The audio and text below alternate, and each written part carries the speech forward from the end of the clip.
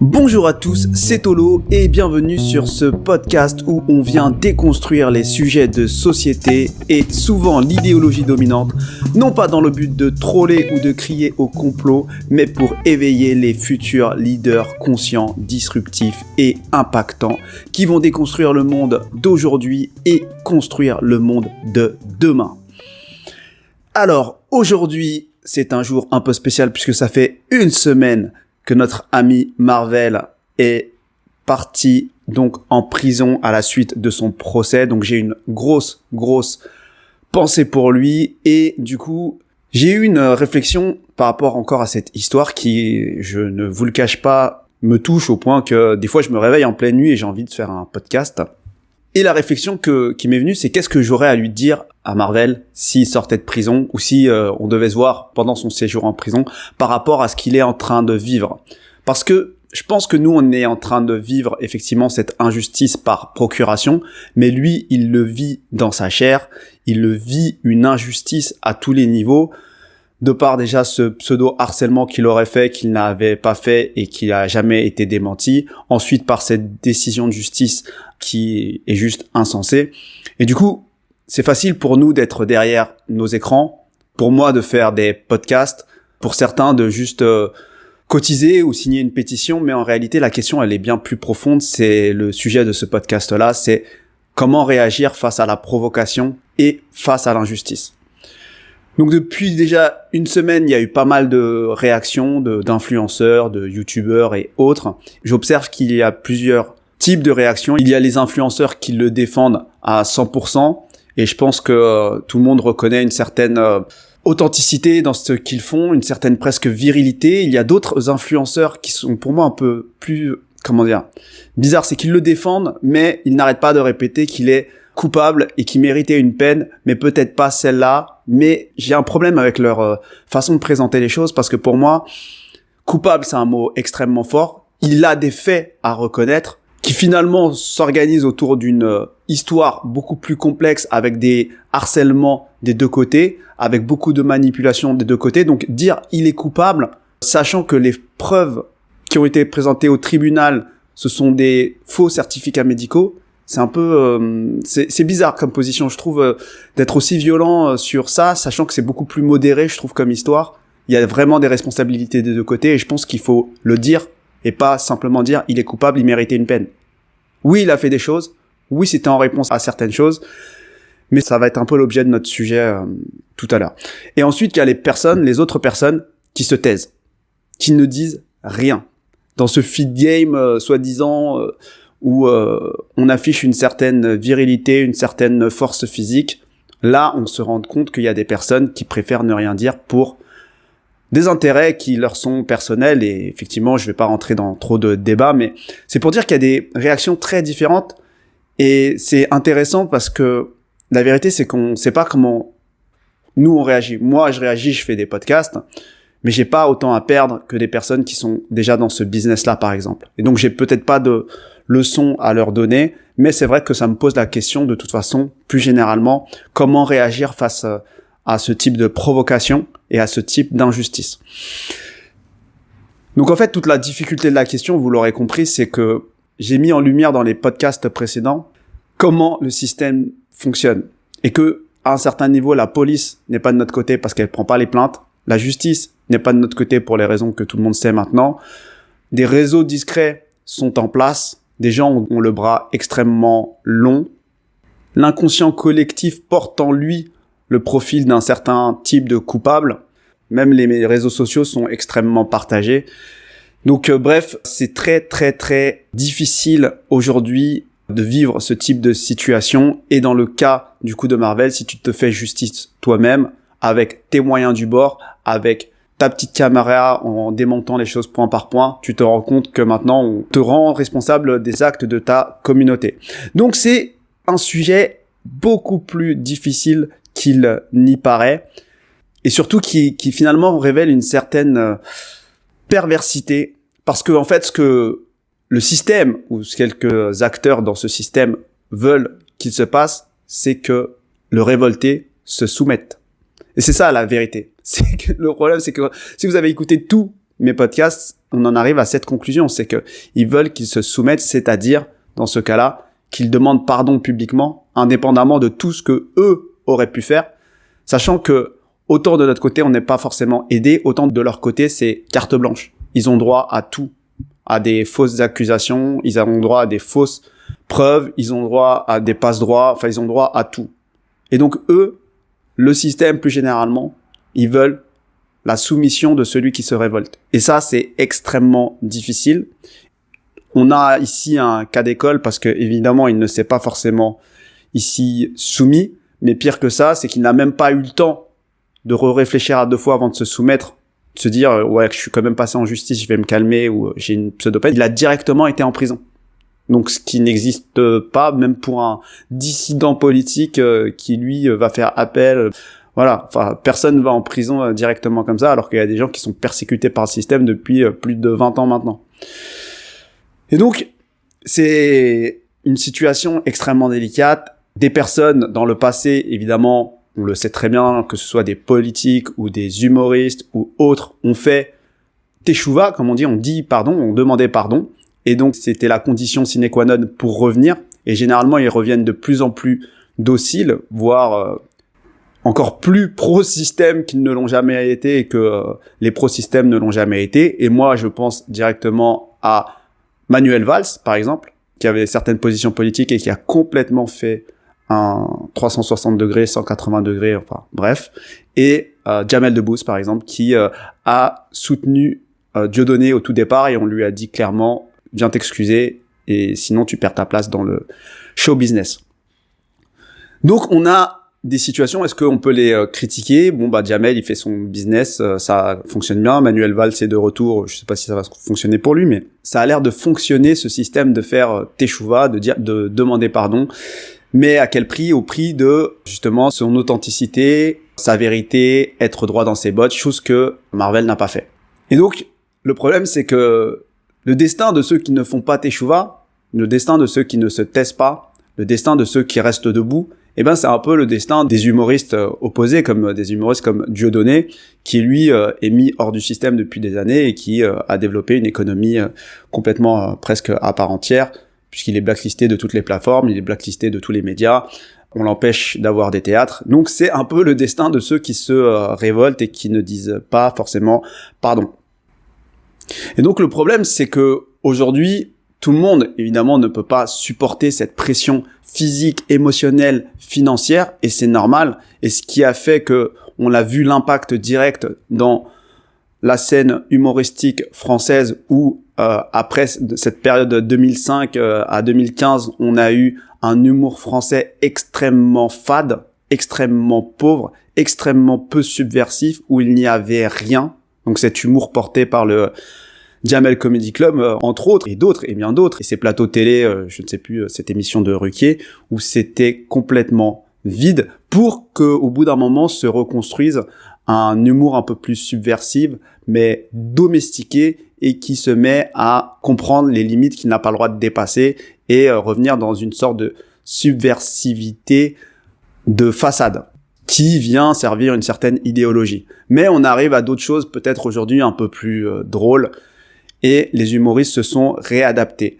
Et c'est exactement ce qui va se passer dans le YouTube game, c'est que là, ça a été tellement un choc qu'il va y avoir une sorte d'autocensure pour ne pas vivre ce qui vient d'être vécu, et ça va prendre son temps, et donc tout le monde va prendre des pincettes, et je pense que beaucoup de youtubeurs vont dire, bah oui, il était coupable, mais il méritait quand même pas ça, mais il était coupable, et en occultant bien l'autre version, et je pense que ça va se réagencer avec le temps.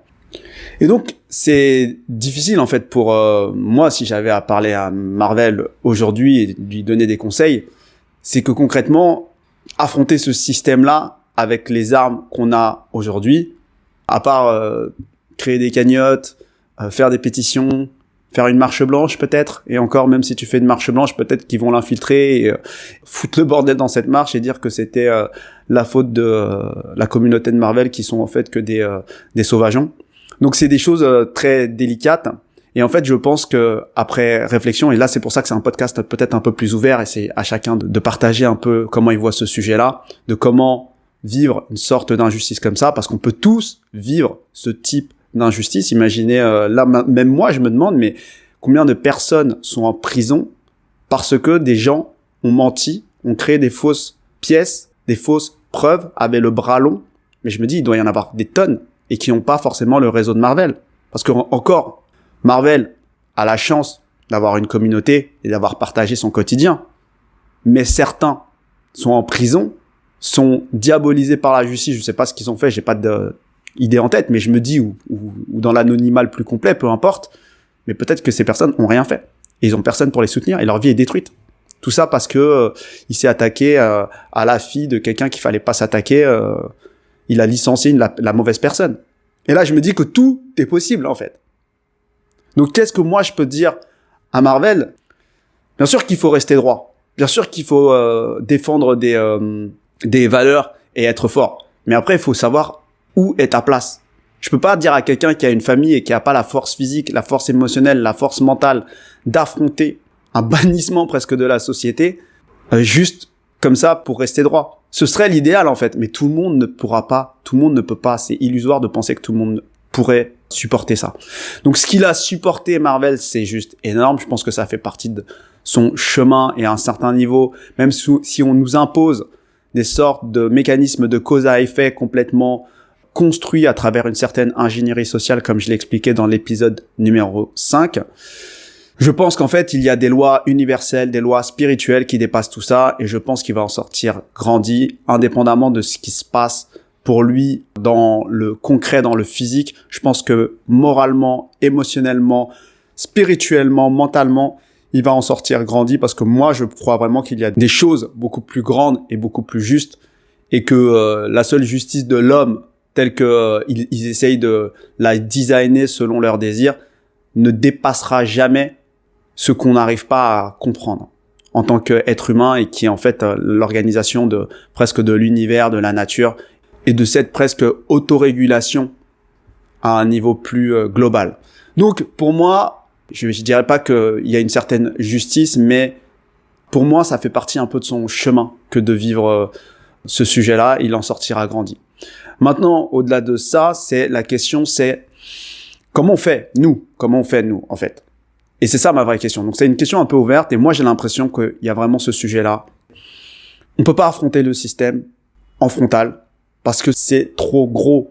Tout fait partie du système. Les médias font partie du système, les juges font partie du système, les réseaux discrets que tu ne vois pas font partie du système, YouTube fait partie du système, Facebook fait partie du système. Tout le monde dicte ses règles, et en fait les influenceurs qui vont cartonner, c'est les influenceurs qui vont se soumettre à toutes les conditions et qui vont réussir à se faufiler parmi tous ces trucs-là. Mais rester authentique dans ce type de système est extrêmement difficile, et si tu te révoltes, eh ben ils vont tout faire pour te soumettre ou te passer au rouleau compresseur. Donc, évidemment, comme je le disais, et c'est un peu l'objet du podcast, c'est de devenir des leaders impactants, conscients, disruptifs, et qu'il faut s'éveiller individuellement et avoir une compréhension, même intuitive, de ce qui ne va pas dans ce monde. Et arrêter de croire que tout va bien, et arrêter de prendre des shoots émotionnels pour essayer de fuir la réalité. Donc ça, je pense que c'est la première chose. La deuxième chose, je pense qu'il faut sincèrement se construire. Comme je disais, c'est que tout le monde ne peut pas subir autant de pression physique, émotionnelle et mentale. Certes, tout le monde ne peut pas, mais par contre, tout le monde peut développer sa force physique, émotionnelle et mentale, son monde intérieur, son monde spirituel. Et ça, je pense que c'est extrêmement important pour pouvoir affronter les différentes contraintes de la vie. Et là, les contraintes, elles sont de niveaux différents. Lui, il a eu contrainte 100 sur 10, quoi. Enfin, là, clairement, c'était niveau... pour ce qu'il a fait, c'était niveau level 100. Ensuite, devenir indépendant financièrement. Je pense que c'est important. Quand je dis devenir indépendant, c'est pas courir après l'argent, mais se sentir en sécurité, en tout cas financièrement, parce que ça tape au porte-monnaie sévèrement. Et je pense que plus on est libre financièrement, moins on se soumet pour des raisons financières. Donc je pense que c'est quelque chose d'important. Et en même temps, une autre chose importante, c'est se détacher du matériel. Parce qu'ils sont prêts à te faire tout perdre. Donc si tu cours après l'argent, et en plus de ça, tu t'attaches à tout ce matériel, non mais tu vas te soumettre. C'est obligatoire. tu vas te soumettre pour ne pas perdre ce que tu as. Ensuite, c'est développer ses compétences. Et ça, et revenir à sa juste place. Et je pense qu'on a tous des compétences. On a tous quelque chose. On a tous une place dans cette société. C'est pas forcément devenir influenceur. C'est pas forcément devenir entrepreneur. Ça peut être cuisinier, boulanger, artisan, jardinier, peu importe. Mais je pense que c'est important d'avoir des compétences à offrir dans ce monde. Et si on a des compétences, on pourra échanger quelque chose contre autre chose. Ça peut être de l'argent ou ça peut être autre chose. Et ensuite, un point extrêmement important pour moi, c'est s'organiser et travailler en réseau. Parce que c'est ça qui se passe en fait. C'est qu'aujourd'hui, ils cherchent à nous diviser. Et c'est normal. Et ça, c'est logique. Ils cherchent à nous culpabiliser, à nous polariser dans l'émotionnel. Ils cherchent à domestiquer les influenceurs pour les cantonner à une liberté d'expression qu'ils auront décidé. Et ils cherchent à ce qu'on se soumette et qu'on accepte tous les mécanismes de cause à effet qu'ils ont créés dans leur délire d'ingénierie sociale. Et donc ça, je pense que c'est extrêmement important qu'on s'organise, qu'on travaille en réseau.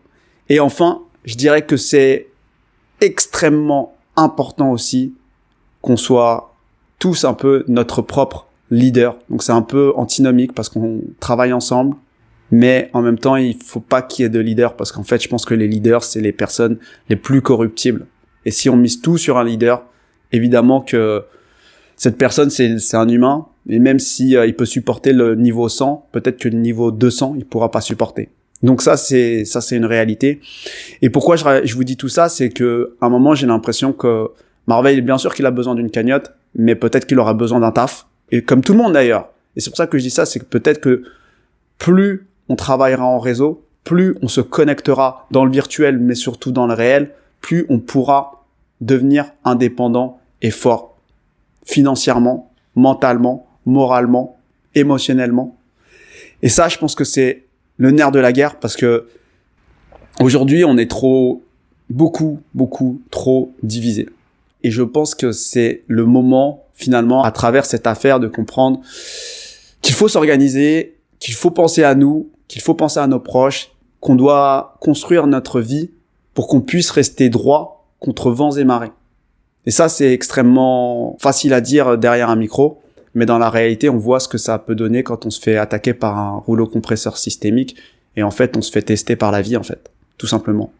Et donc, il faut construire quelque part notre écosystème pour qu'on puisse subir ce genre d'attaque, pour pouvoir être à l'aise avec ce qu'on pense, à l'aise avec ce qu'on partage, et oser être à notre juste place, et ne pas avoir que des influenceurs qui se sont soumis à tous les diktats de toutes les plateformes numériques, de la bien-pensance, de tous les autres influenceurs qui font leur business sur certaines plateformes. Et je pense que c'est quelque chose d'extrêmement important. Donc voilà ce que j'avais envie de vous partager aujourd'hui. C'est un podcast un peu plus presque collaboratif pour moi, puisque j'ai des pistes, mais après, je suis pas forcément complètement arrêté sur tout ça. Mais si vous avez des sujets, n'hésitez pas à me partager ces sujets. Ce sera avec un plaisir que je vous lirai, parce que je vous lis, mais j'ai pas le temps de forcément répondre en ce moment. N'hésitons pas à continuer à envoyer de la force. Voilà, n'hésitez pas à commenter, à partager, à aimer, à enrichir cette publication, cette vidéo, ce podcast.